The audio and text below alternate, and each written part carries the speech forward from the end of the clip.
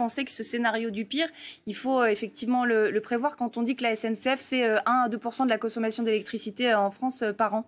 Alors, je pense que c'est essentiel que la SNCF l'anticipe, hein, mais le jour où ils vont commencer à faire ça, je pense qu'on aura bien d'autres problèmes. Il y aura sans doute peut-être pas d'électricité ou suffisamment pour les hôpitaux, peut-être pour les feux rouges ou d'autres éléments. Donc, c'est vraiment l'extrême, mais c'est important de le prévoir.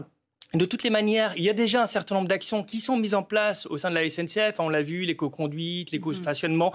Ils sont en train de rechercher, ils sont en train de prendre des trains qui consomment moins d'énergie. Donc, je pense que c'est sain de le faire. Et puis, d'autre part, c'est comme tout plan de prévention, il faut le faire. Et toutes les entreprises, je dirais même, devraient avoir la même démarche. Qu'est-ce qui se passe si on doit réduire ma consommation d'électricité de 10, 20, 30%? Qu'est-ce que je fais? Donc ça, c'est une chose. Et puis, après, il y a une démarche plus globale aussi, je pense qu'il faudrait voir, parce que ce qui est un peu dommage, c'est qu'on ait uniquement dit, la CNCF doit potentiellement réduire ça. Pourquoi, la consommation d'électricité, pourquoi est-ce qu'ils n'ont pas dit, globalement, il faudrait voir ça aussi avec les autres modes de transport. Et parler aussi du véhicule électrique, parce que le véhicule électrique aujourd'hui, il n'y en a pas encore énormément, il y en a environ 700 000.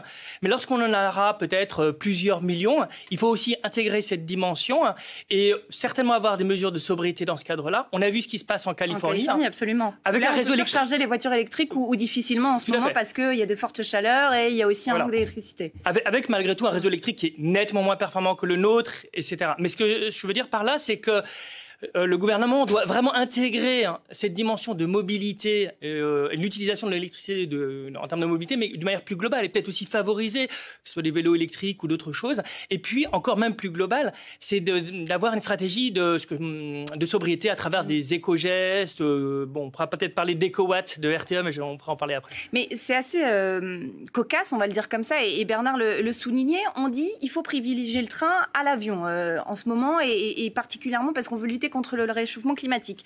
Et là, on se retrouve avec une crise environnementale à laquelle s'ajoute une crise énergétique et on se dit, en fait, c'est quoi la solution? Est-ce que la solution, c'est une décroissance imposée? En fait, on réduit les trains, on arrête de faire tout un tas de choses qu'on faisait parce qu'en fait, même en termes d'électricité, on ne peut pas tout régler.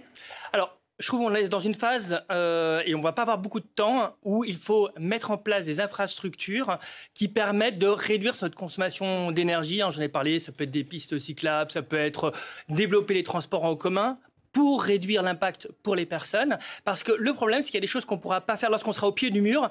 On va se retrouver dans cette situation où on ne va pas peut-être plus pouvoir utiliser de train tant qu'on voulait ou d'autres dispositifs. Donc il faut investir maintenant.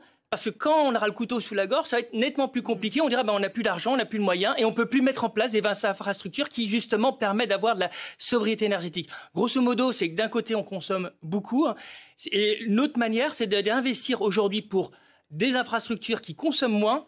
Mais effectivement, il faut avoir les moyens de le faire maintenant et on a peu de temps.